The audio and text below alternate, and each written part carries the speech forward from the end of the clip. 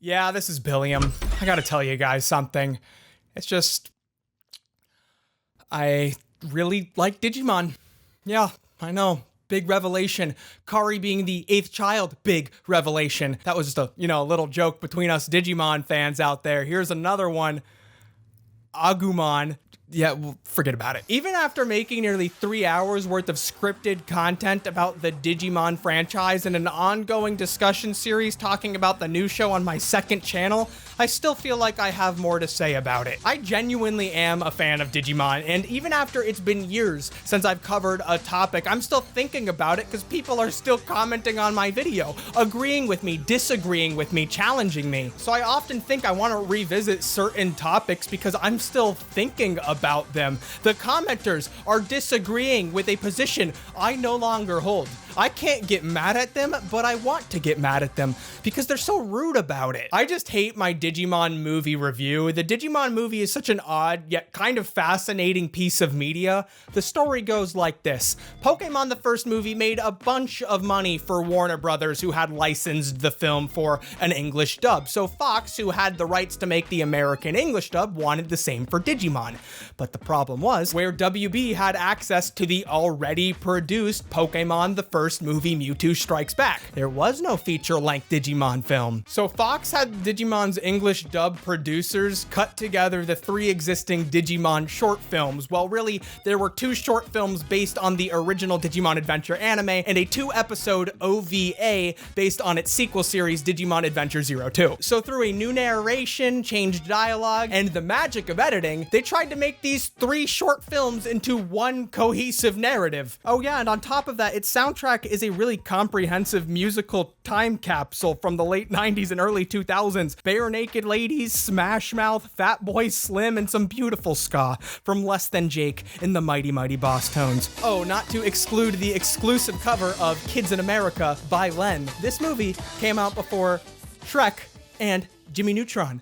It was ahead of the meme curve, and you're just too much of a coward to admit it. Don't worry, I'm just kidding. I know you just really don't care. A lot of Digimon fans look at this movie as some sort of embarrassment, and I was definitely one of them, but I've come around on it because I took some time to watch the original movies, the Digimon movie, the entire series based on the opening short, and some of my older videos, and quite honestly, I think I was overreacting. So I want to talk about the original Digimon movie again, All-Star by Smash Mouth and all, because I really don't think I was fair to it in my first video, and I think I've contributed a lot to the negativity surrounding the discourse of this film, and that's not very fair.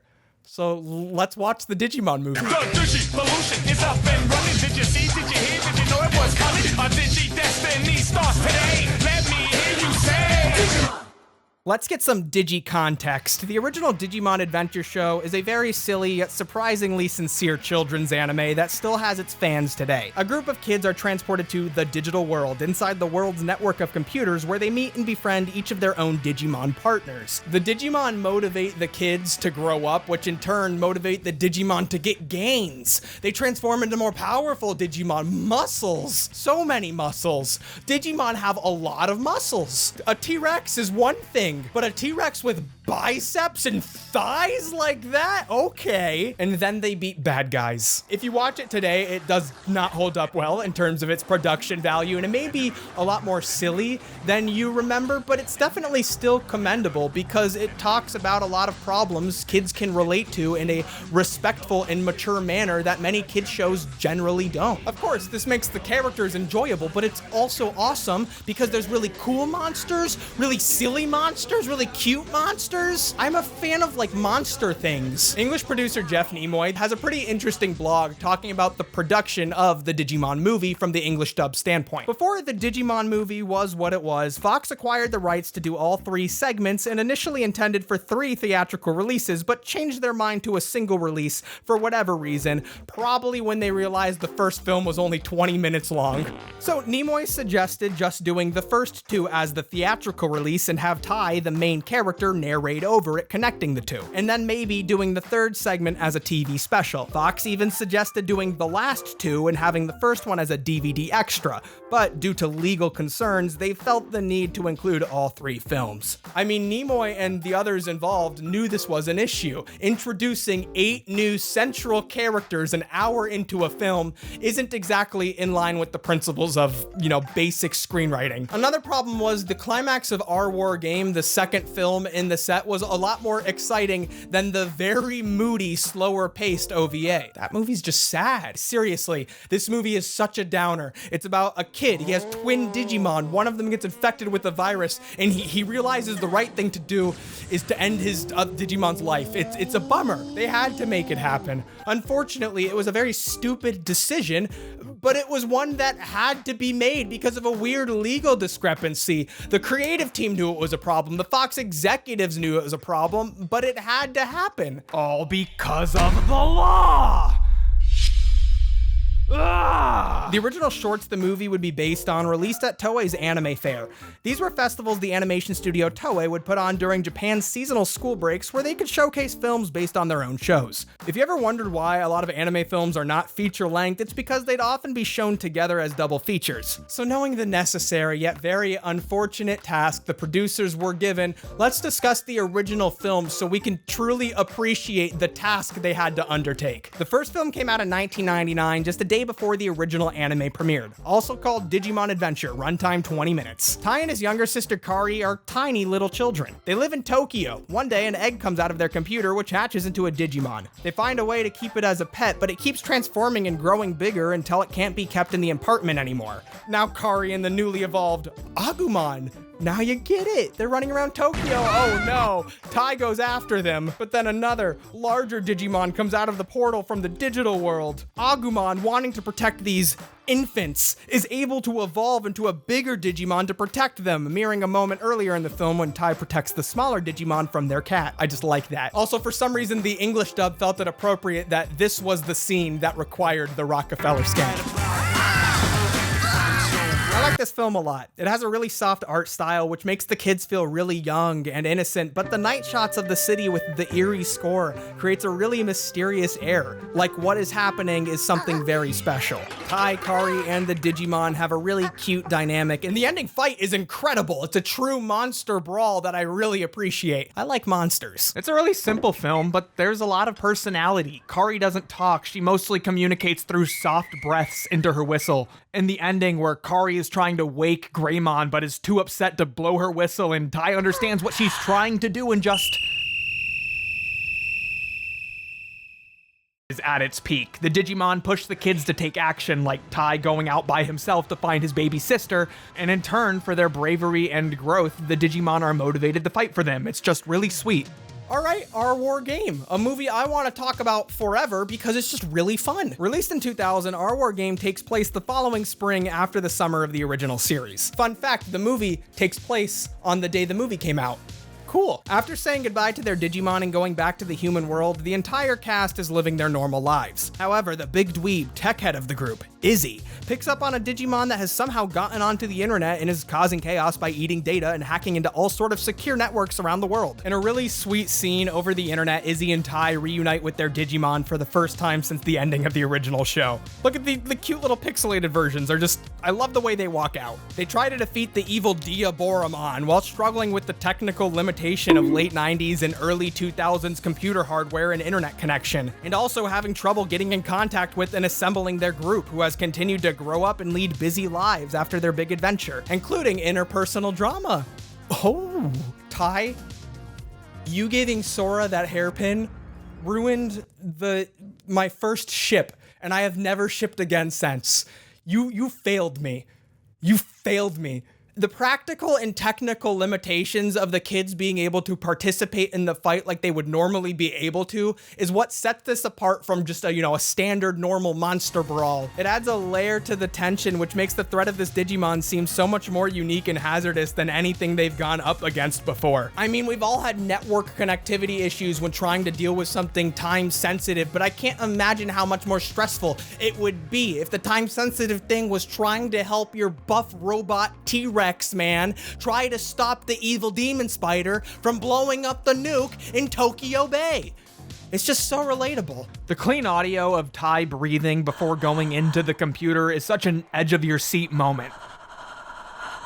The two coolest Digimon, the strongest, have been defeated at the worst possible time. And then the energy from all the onlookers watching the fight online come together to help form the first Digimon fusion, Omnimon. He is so cool. Look at him blasting. Look at his sword. But even then, they're only able to win because Izzy thinks to forward all the millions of emails they're receiving from global viewers watching the fight over the internet to the evil demon spider, which causes lag and gives them the opportunity to land a fatal attack right before the nuclear missile goes off right in the head. That was metal. That is just the most metal thing I have ever seen. And in the English dub, Omnimon says this. Connection terminated. The absolute strongest metal there is. At a brisk 40 minutes, this is such a fun and smart film and is considered by me to be the highlight of Digimon Adventure as a whole. It's just incredible action. I love the look of the film, especially the internet's aesthetic. Just good. The final film is a two-part OVA based on Digimon Adventure 02. 02 does not mean the second series. It means 2002. You see, this anime came out in 2000 and it took place in 2002 because it was 3 years later. So it's the future, 2002. The first part is titled Digimon Adventure 02, Digimon Hurricane Landing, and the second, Transcendent Evolution, the Golden Digimentals. This stars the cast from the second show, which is comprised of two of the original gang's youngest members, now the same age as the rest of the gang from the original show, and some of their classmates. However, the main character is a feature film exclusive Willis. Willis lives in America with his Digimon partner, Terriermon. Damn! Just an all-around good one. They're on the run from the evil Kokomon, who has been hunting down other Digimon partners who have the same Digivice, a tool Digimon partners have, as Willis. But since the 02 cast has a unique Digivice, they've remained safe. So the new gang goes to the United States to rescue the old gang and help their new friend. And find out Kokomon was a twin Digimon to his partner, Terriermon. It's been infected with a virus for years, causing his violent and odd behavior. This film has a really unique and odd tone, but I like it more each time I revisit it. It has this somber feeling that looks back sadly on the good old days of youth that you will never be able to return to. The final fight with Kokomon is not a heroic action piece, it's a really sad battle with a lot of emotional weight and eerie music that contrasts the incredible action animation on screen. Despite the slow and moody tone, the film ends on a happier note, which looks forward to a better future. I like Willis a lot, and although I think the original 02 anime is a bit messy, I genuinely love the characters a lot, and I'm realizing it more and more. And it's fun to see them in a story like this. So now you can appreciate the struggle the English writers had to go through. Films taking literally years apart on different sides of the world with completely different casts of characters, and they had to make it into one, nicely packed story. So let's talk about the Digimon movie. Not the 3 Digimon movie we just talked about, but the Digimon movie, which is those 3 we just talked about. But we can't even begin to talk about Digimon until we get through the unmentioned 4th segment, the 4-minute Angela Anaconda episode at the beginning of the Digimon film. And when I say at the beginning, I mean this is a part of the film's official runtime. This wasn't a short that played in front of the movie. This was commissioned specifically for this. So Angela Anaconda was a show that aired alongside Digimon on Fox Kids. It was not created by Fox Kids, but a Canadian channel, Teletoon. However, it was a big hit when Fox Kids imported it, so they tried to make it a part of the programming block's identity, often running marathons and, for some reason, commissioning this to go in front of the Digimon movie. The short was actually reworked into a full episode, which removes any mention of Digimon, instead calling it something else. Angela Anaconda, Digivolve to Angelamon. Angela Anaconda, Megamorph to Mega Angela. But Angela still has Ty's hair in her revenge fantasy. The inclusion of this segment was not a decision made by the Digimon team or the Angela Anaconda team. This was something Fox wanted for some reason. I used to hate this short a whole lot more, but I recently did a whole retrospective on Angela Anaconda, which surprisingly made me appreciate the show a lot more, which was not the reaction I was expecting to have going into watching it. I thought it was going to be like, an easy bad cartoon to watch, and I was going and be able to clown on it and make silly content, but I actually consider it to be, you know, one of my more thoughtful pieces. So go check it out. If you go in with an open mind, you might think about the show differently too coming out of it. Also, I'm aware of that copy pasta where the kid describes going to see the Digimon movie with his parents who had recently decided to try to give their broken marriage another go. So they get to the movie theater and he looks up at the screen and sees anything but Digimon. What is this? And he throws a temper tantrum so bad that his parents get in an argument that ultimately leads to their divorce. There's just one problem with the story. The whole crux of the thing is the fact that he doesn't realize that he's actually going to see the Digimon movie when this is the first shot in the Angela Anaconda short. This is it, DigiPals. In a few seconds, the doors will open for the best movie of all time, the Digimon Movie. I'm sorry. I know this has been a realization that has been 20 years coming, but Angela Anaconda is not to blame for your reaction. You were just very dumb. I'm sorry, but it wasn't Angela Anaconda's fault. She didn't want to be here. It was a work thing. So making this into one story. The only character to have a prominent feature role in all three films is Ty's sister Kari, but her role in the second could be described more as a cameo. Who says there's no such thing as monsters?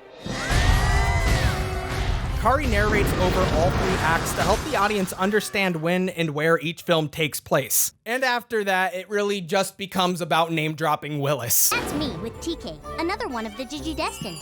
And that's Willis in America. During the first short, they show some of Willis's backstory because it technically was taking place during the same time, or at least the film makes His it that digital way. adventure, as well as ours, began that night 8 years ago. Then, in our war game, Izzy explains he was tipped off about the Digimon on the internet by his friend who lives in America, Willis. There he is. Willis. This kid I met on the internet emailed me. His name is Willis and he lives in Colorado. That kid Willis, check this out, Ty. We're getting emails from all over the world. Here's one from that kid Willis in America. Finally, in the third film, Willis explains the virus that infected Kokomon is the same thing that created the demon spider in the second film. And when the demon spider dies, it whispers the name Willis. So, defeating Kokomon is putting an end to this virus that's been causing all this havoc for years. It's not smooth, but it's a clever solution to a problem they had to overcome. Digimon the Movie, Willis. Yeah, what's up, Stinky? Yes. You got anything to say, Stinky Mon? Here, let me get close to the mic. What are you gonna say? I stink, therefore I am. Wow. Wow, I love you so much. The English dub of Digimon is known for having a lot of corny jokes, but this film is just a highlight reel for when those jokes really land. What's up, Stinky? Thank you for visiting meow.com. The original Our War game had this iconic moment. Izzy, you're all sweaty. What's wrong? Well, it's about the egg. Huh? The egg is already hatched. Oh. Oh, not that egg. But there are so many hilarious jokes that are dub exclusive that just like complete the experience of this film for me. Bye-bye. Did you see that? No, I was sleeping. But you're driving! Just background characters and quick lines they didn't have to make into the jokes, but they went the extra step. Don't tell me. Did you hear me? What? It's busy. I'm sorry, lady. When they got the task to do this movie, they wanted to make it the best product they could despite the limitations. Specifically, they added this subplot about Ty's mom being a bad cook. Your favorite, liver sticks. We're in luck. She burned them. They set it up in the first film, and in the second one, she's just so lovable. Are more friends coming over? I'll make 3-bean salad. Nobody's coming over, Mom. Oh, that's all right. I only have 2 beans anyway. Made beef jerky shakes. No thanks, Mom. Where are you going? Don't you want your shake? Ugh. I'm glad someone appreciates my recipes. And then it plays a big part in the story, being the cause for Izzy's emergency trip to the bathroom during a tense battle. I hate to tell you I told you so, but I told you so. Where in the original, she's just serving oolong tea and Izzy has an addiction to caffeine. These are changes that I really don't think take away from the integrity of the original film. Except for some that are still funny just because of the unapologetic Americanness of it all. When this one digivolved, he expanded more than my Uncle Fred at Thanksgiving. However, I do think Kari's narration can be annoying at times. It makes sense as a bridge in between films, but over big emotional climaxes like when Tai and Matt are able to go into the computer to be with their Digimon, she talks over the whole scene. It's a shame because it's a really impactful moment. It still works. It absolutely still works. I just wish they let us hear the awesome score they went through the trouble of producing. This movie does use a brand new score and soundtrack. The new score is hit or miss. I prefer the original score of the first movie, but I'd be lying if I didn't say I loved the cinematic rendition of the English Digimon theme.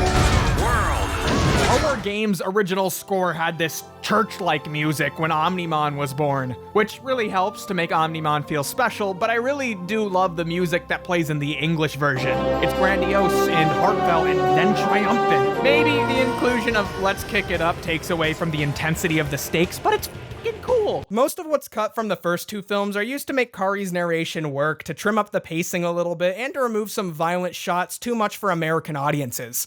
But once again, I don't think these damage the integrity of the films, and the director of both films was even offered the job to direct Howl's Moving Castle for Studio Ghibli after the financial success of the Digimon movie. The American Digimon movie. However, Mamoru Hosoda did leave due to creative differences, but it's probably safe to say it helped lead to other opportunities, and he's had a great career since then. The original soundtrack for the Digimon movie is also incredible. It's so odd to see Digimon with All-Star on top of it and no, it's not a meme. This is an official product, but it's just such a nostalgic time capsule now. This was the climate of 2000s American kids movies, and I can think of all sorts of kids movies that overlap with this soundtrack in terms of both songs and artists. And you know what? I kind of like the Digi-Rap. It's fun. However, I guess you can say the more insidious nature of this film comes with the cutting they had to do to get the runtime down. The first two shorts aren't that bad, but the final film had over 30 minutes cut from its hour runtime, including the subplot about the original kids getting captured. There are tons of cuts everywhere, some of which create continuity issues, like Vemon here digivolves in a scene, and they use multiple shots from the location, so he goes back and forth between forms. And there's tons of cuts all over the place to speed up the pacing, which results in these weird, frantic action scenes that really are just nonsense being said out loud. Also, present day, that's a lie. It's not present day, it's the future. 2002, baby. But even then, my biggest complaint about the cuts made to this film was this scene, which is apparently void of its emotional impact due to cutting. The saddest story I ever heard. I'm the one with the problem, not you. Get over it. Okay. It's just like, excuse me? But even in the original, that cut to Davis is pretty funny. He has a second longer to collect himself, but the hard cut to being totally okay is sort of just in line with his character. Like, he literally saves the day at the end of the show because of how no thought, head empty he is. This segment does not work within the Digimon movie. I think that is probably the critique I said in my original video that I still hold on to the most. But there's just a lot of blameless circumstances for why that came to be. Nothing communicates the film's messiness better than the official poster.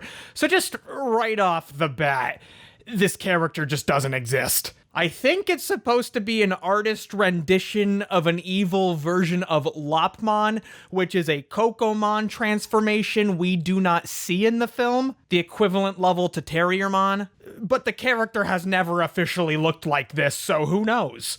These eyes in the background, it's unclear who that's supposed to be. My best guess is that it's Omnimon, but he's also just right there in the center. Okay. And then there's the beautiful star pattern, and oh, look at that. None of the outfits here, except for Willis's, appear in the film. This is all of their design from Digimon Adventure 02. And then just that, like, computer screen of all the kids at the top there from the original adventure, and so much is going on here. It's Digimon the Movie, and we're so excited, we're throwing the Digimon the Movie House Party Sweepstakes. Win and you'll get a Digimon the Movie video screening party, hosted by a surprise Digidestined character for you and 20 of your best friends. Oh, what I give for a Digimon the Movie video screening party hosted by a surprise Digidestined for me and 20 of my best friends. When all this is over and the world's back to normal, you'll know where to find me. Obviously, as a direct adaptation of the original movies, this is not what you would call faithful. I mean, they cut out this shot of my good friend Angewomon, and that's just not something I can forgive. Imagine her embarrassment as she shows up to the theater and her big action flip is coming up and she's like, and then it's not there.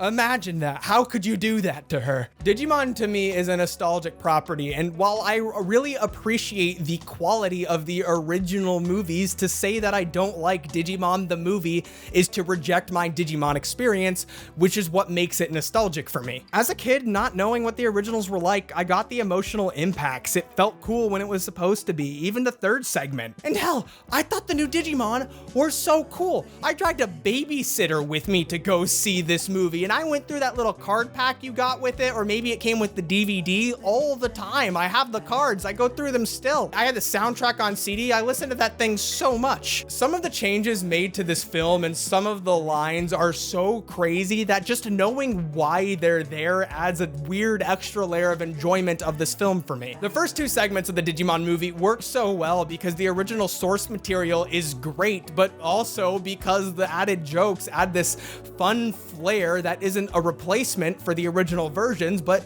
is definitely something unique. The Digimon movie really is fascinating because it's this weird, fucked up, Americanized version that could have really only existed with a franchise like that at that specific point in time. I don't think we'll ever get another thing like the Digimon movie again, so I don't really feel the need to protest it. I'm just kind of happy it's there so we can talk about it. Of course, I would like the originals and even the Digimon movie again to be released legally in some manner here in the States, but I'm sure there's plenty of legal hurdles standing in the way of getting that to happen. Who knows how long their licenses for the music lasted? I mean, I don't know, maybe it's just a matter of the right people sending the right other people the right emails. So yeah, Agumon. Anyways, I'm so happy you get that now. Anyways, I'm tired. I'm stressed. I'm gonna go get some sleep.